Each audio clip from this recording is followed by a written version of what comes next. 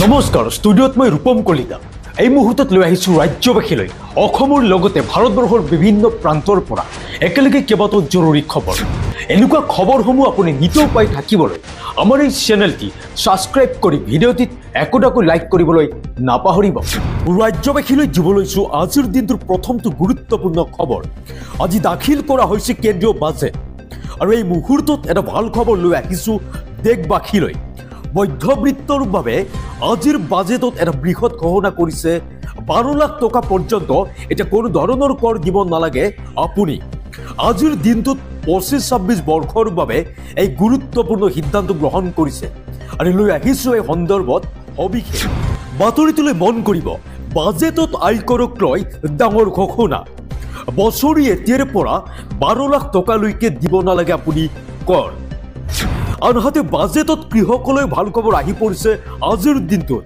এতিয়া ৰাজ্যত আৰম্ভ হ'ল পিএম ধন কৃষি আঁচনি আৰু কিষাণ ক্ৰেডিট কাৰ্ডৰ ঋণ এতিয়া 5 লাখলৈ বৃদ্ধি কৰা হ'ল এই মুহূৰ্তত জনাই আছো বাজেটত কৃষকলৈ আহি পৰিছে ভাল খবৰ এতিয়া সমগ্ৰ দেশত আৰম্ভ হ'ল পিএম ধন কৃষি আঁচনি এই সন্দৰ্ভত জনাই আছো আমি এই মুহূৰ্তত জনাই আছো দেশৰ প্ৰতিগৰাকী কৃষকৰ বাবে বাজেটত কেইবাটাও ভাল খবৰ আহি পৰিছে এতিয়া শুভাৰম্ভ কৰা হৈছে পিএম ধন কৃষি আঁচনি 1,70 লাখ কৃষক হ'ব এই আঁচনিৰ দ্বাৰা উপকৃত আনহাতে কিষাণ ক্ৰেডিট কাৰ্ডৰ ঋণ 5 লাখলৈ বৃদ্ধি কৰা হৈছে 7,70 লাখ কৃষকলৈ এটা ক্ৰেডিট কাৰ্ডৰ সুবিধা প্ৰদান কৰা হৈছে এই আঁচনিৰ জৰিয়তে এটা বিকশিত ভাৰতত নাথাকিব দৰিদ্ৰতা এই কথা প্ৰকাশ কৰে বিত্তমন্ত্ৰী নিৰ্মলা সীতাৰমণে কৃষি ক্ষেত্ৰত উৎপাদন বৃদ্ধিৰ লক্ষ্য এতিয়া কেন্দ্ৰীয় চৰকাৰৰ আৰু কেন্দ্ৰীয় বাজেটত কৃষকৰ বাবে এনেদৰে আহি পৰিছে আৰু এতিয়া আহিছো পৰৱৰ্তী ডাঙৰ খবৰটোলৈ অসম সাহিত্য সভাত অঘটন অসম সাহিত্য সভাৰ মূল প্ৰৱেশদ্বাৰত সন্মুখত অগ্নিকাণ্ড আৰু তাৰ পাছতে এতিয়া হাহাকাৰ পৰিৱেশৰ সৃষ্টি হৈছে হুৱাদুৱাৰ সৃষ্টি হোৱা দেখিবলৈ পোৱা গৈছে পাঠশালাত অসম সাহিত্য সভাৰ অধিৱেশন চলি আছে আৰু তাৰ মাজতে এতিয়া অঘটন আৰু অগ্নিকাণ্ডৰ ঘটনাক্ৰ এতিয়া হাহাকাৰ লাগিছে পাঠশালাত আমি জনাই আছো এই মুহূৰ্তত জনাই আছো প্ৰতিজন দৰ্শকৰ বাবে জৰুৰী খবৰ অসম সাহিত্য সভাৰ অধিৱেশনত অঘটন সংঘটিত হৈছে এতিয়া মূল প্ৰৱেশদ্বাৰৰ সন্মুখত ভয়ংকৰ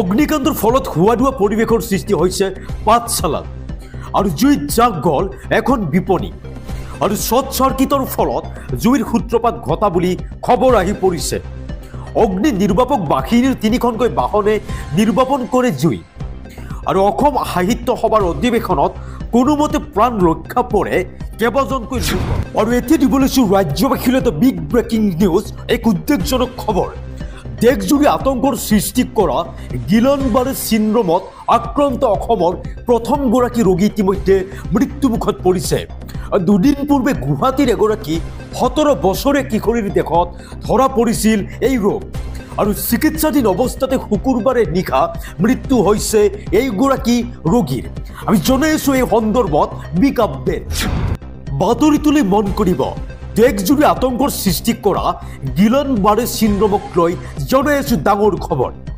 গিলনবাৰে চিণ্ড্ৰমত আক্ৰান্ত হৈ অসমত প্ৰথমটো মৃত্যুৰ ঘটনা পোহৰলৈ আহিছে এই ৰোগত আক্ৰান্ত হৈ প্ৰাণ হেৰুৱালে গুৱাহাটীৰ এগৰাকী কিশোৰীয়ে 17 বছৰীয়া কিশোৰীগৰাকীৰ ঘৰ গুৱাহাটীৰ পাথৰকুৱাৰীত বুলি জানিব পৰা গৈছে দুদিন পূৰ্বে কিশোৰীগৰাকীৰ দেহত ধৰা পৰিছিল এই ৰোগ আৰু শুকুৰবাৰে নিশা চিকিৎসাধীন অৱস্থাতে মৃত্যু হৈছে আক্ৰান্ত কিশোৰীগৰাকী ইতিমধ্যে এই ৰোগত আক্ৰান্ত হৈ মৃত্যুক সাৱটিছে 4জনকৈ শিশু কিশোৰে আমি জনাই আছো প্ৰতিগৰাকী দৰ্শকৰ বাবে এই মুহূৰ্তত জৰুৰী খবৰ ইয়াৰে 2টা শিশু মহাৰাষ্ট্ৰৰ আন 2টা হৈছে প্ৰতিবেশী ৰাজ্য পশ্চিম বংগৰ অসমৰ কিশোৰীগৰাকীৰ মৃত্যুৰ পিছতে এতিয়া দেশত 5মটো মৃত্যুৰ ঘটনা পোহৰলৈ আহিছে আৰু এতিয়া মন কৰিব দেশজুৰি বহু শিশু কিশোৰ আক্ৰান্ত হৈছে এই গিলনবাৰে চিণ্ড্ৰমত দেশত শুকুৰবাৰ পৰ্যন্ত 140 গৰাকীৰ শৰীৰত ইয়াৰ সংক্ৰমণ পোৱা গৈছে আৰু শ্বাস প্ৰশ্বাসজনিত সংক্ৰমণে দেখা দিয়ে আক্ৰান্তৰ শৰীৰত লগতে খাদ্যনলীৰ সংক্ৰমণ হ'লেও দেখা দিব পাৰে গিলান-বাৰে চিনড্ৰম। এই ৰোগত আক্ৰান্ত হ'লে দুৰ্বল হৈ পৰে মস্তিষ্ক আৰু মেৰুদণ্ডৰ স্নায়ু আৰু কেইটামান ঘণ্টাৰ ভিতৰতে পক্ষাঘাত আৰম্ভ হয় ৰোগীৰ শৰীৰত। এতিয়া মন কৰিব, অনবৰতে লেলাৱতী ওলাবলৈ আৰম্ভ কৰে আক্ৰান্তৰ মুখেৰে আৰু কিছু সময়ৰ ভিতৰতে আৰম্ভ হয় উশাহ নিশাহ লোৱাত অসুবিধা।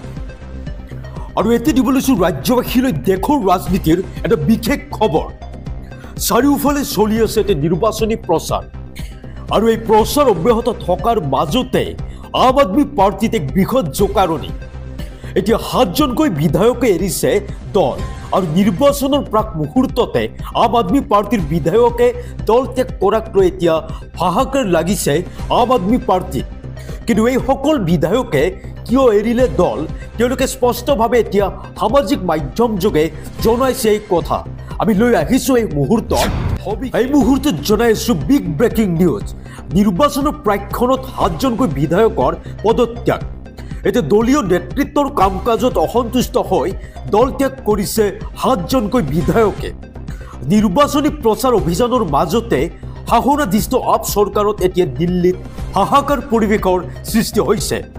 বিধায়ক ৰাজেশ ঋষি, নৰেশ যাদৱ, ৰোহিত কুমাৰ মেহৰলিয়া, ভৱনা গৌৰ, মদন লাল, পৱন শৰ্মা লগতে ভূপিন্দৰ সিং জোনৰো দল ত্যাগ।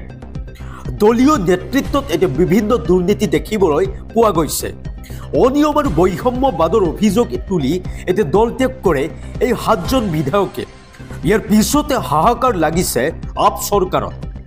বিধায়ক ৰাজেশ ঋষি, নৰেশ যাদৱ, ৰোহিত কুমাৰ মেহৰলিয়া, আনহাতে ভৱনা গৌৰ, মদন লাল, পৱন শৰ্মা আৰু ভূপিন্দৰ সিং জোনৰ দল ত্যাগ আজিৰ দিশত। পৰৱৰ্তী খবৰ, আপুনিও বাৰু গুগল পে', ফোনপে' ব্যৱহাৰ কৰে নেকি?